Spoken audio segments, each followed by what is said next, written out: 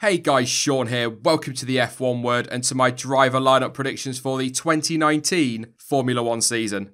Before I go any further though, I just want to let you know that this video was recorded on Monday evening because of course I'm away at Silverstone this weekend. So you're going to be seeing this towards the end of the week. So if there's been any contract announcements between Monday night and when you're watching this, obviously they won't be covered in this video. If you are a regular to the channel, you will know that my predictions are generally, pretty terrible. But having said that, my 2018 predictions, which went up middle of August last year, I believe, I managed to get 16 out of the 20 drivers correct. Okay, quite a few of those were announced before I did the predictions, which of course made it a hell of a lot easier. But still, it's nice to get something right every now and again.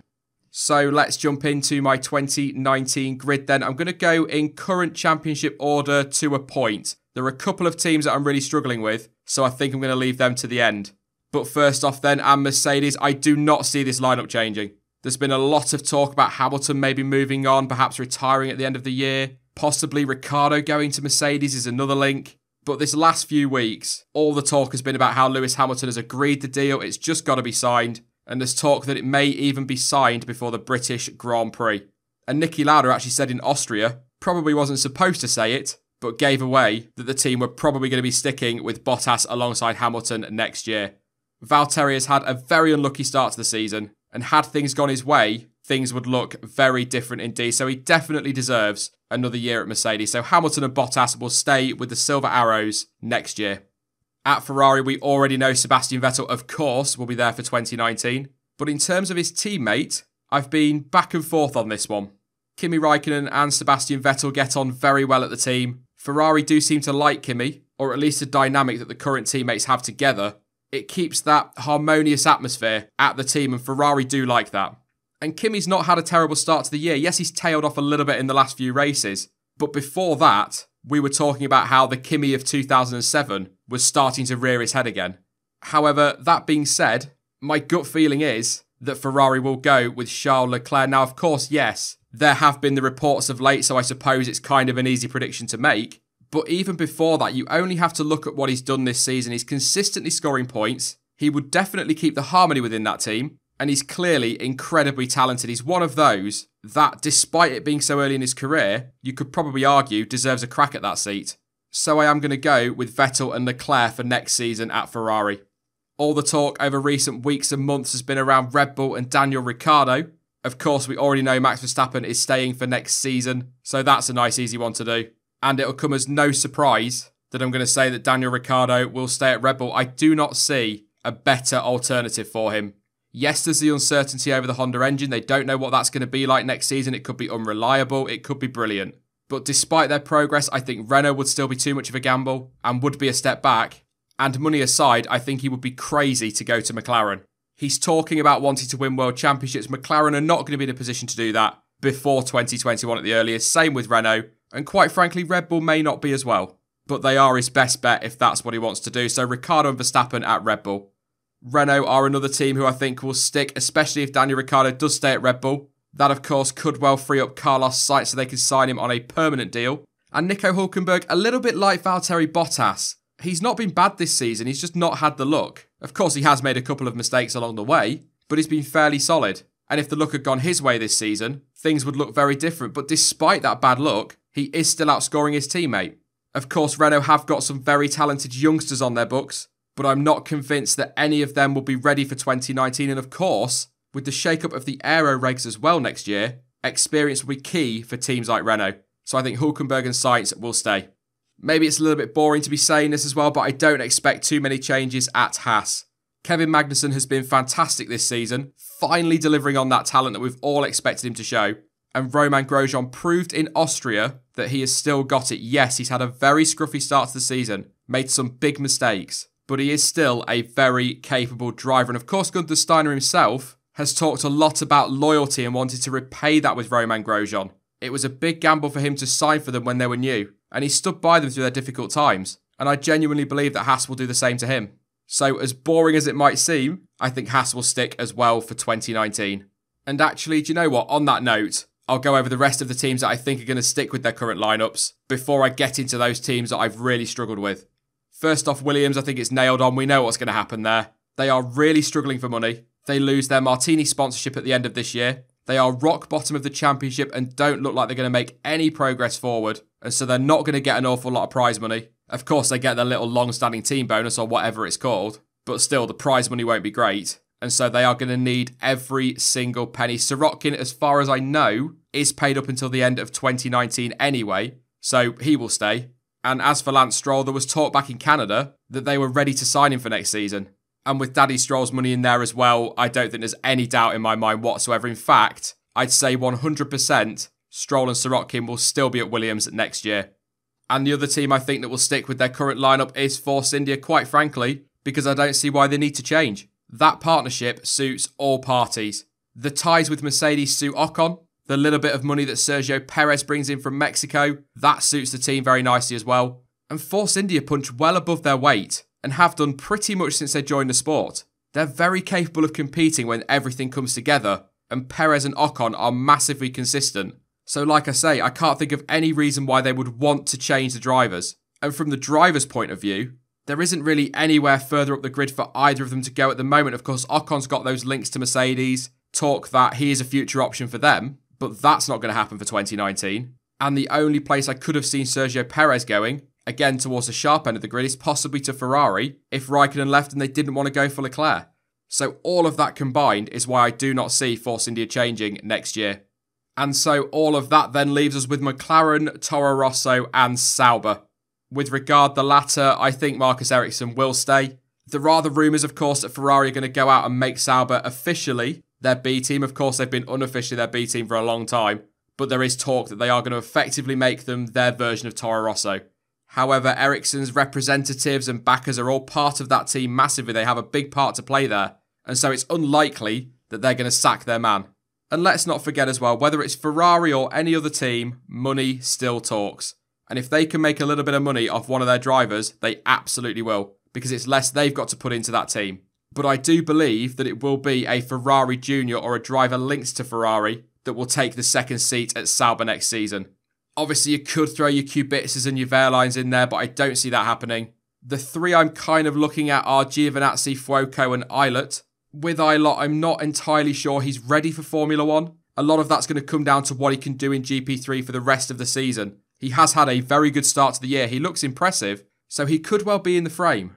In terms of Fuoco, I'm not really sure on this one. Maybe let me know in the comment section what you think. But things seem to have gone very quiet around him over recent months. And so I'm wondering if that opportunity for him to make it into Formula 1 has kind of fallen away now.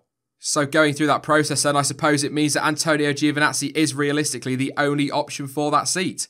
Except there is one other. A lot of people have suggested this, but Daniel Kvyat. He is of course currently Ferrari's test driver or development driver or whatever it's called this week. And they have been very impressed with him. So it is not beyond the realms of possibility that Kvyat will be in that car next year.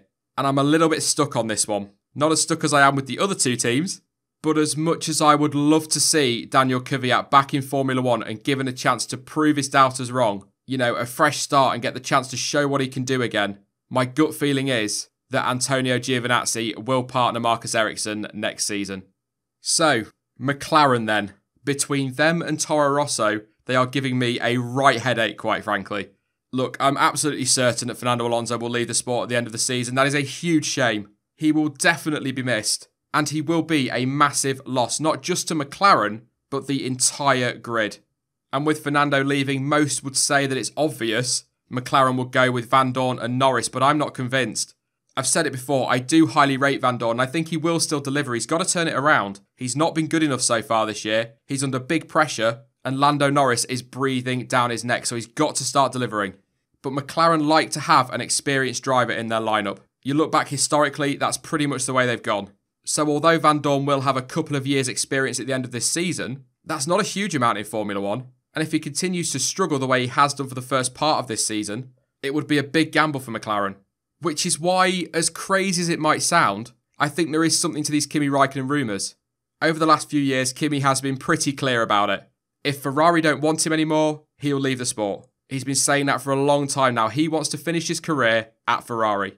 However, these rumours began to circulate and he was asked about them in a press conference last week, and all of a sudden his stance changed. He went from saying, I want to stay at Ferrari, otherwise I'm off, to delivering those classic PR lines, oh, well, there are lots of rumours, there's always talk about my future, I've not made my mind up yet and all this, and that is a big change.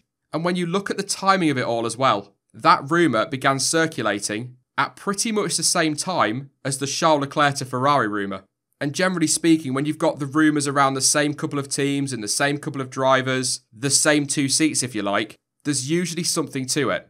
And that all got me thinking a lot. McLaren want experience, they know Kimi Raikkonen well from the time that he was there in the past, and so I'm going to put him there. I am going to put Kimi Raikkonen in that McLaren for next season, and like I say, that's something I never believed I'd be saying this year.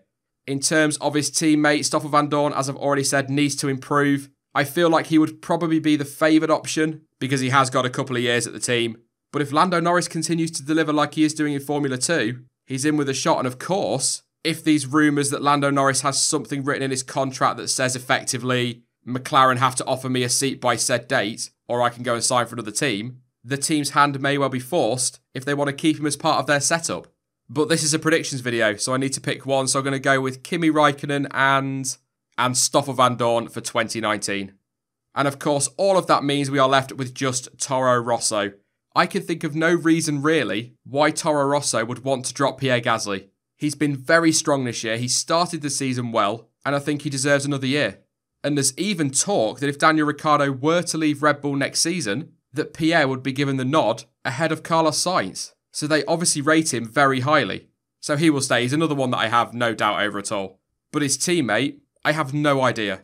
I will be stunned if Brendan Hartley stays for 2019. In fact, as harsh as it sounds, and as much as I really do like Brendan Hartley, I would be surprised if he's still there come the end of the season.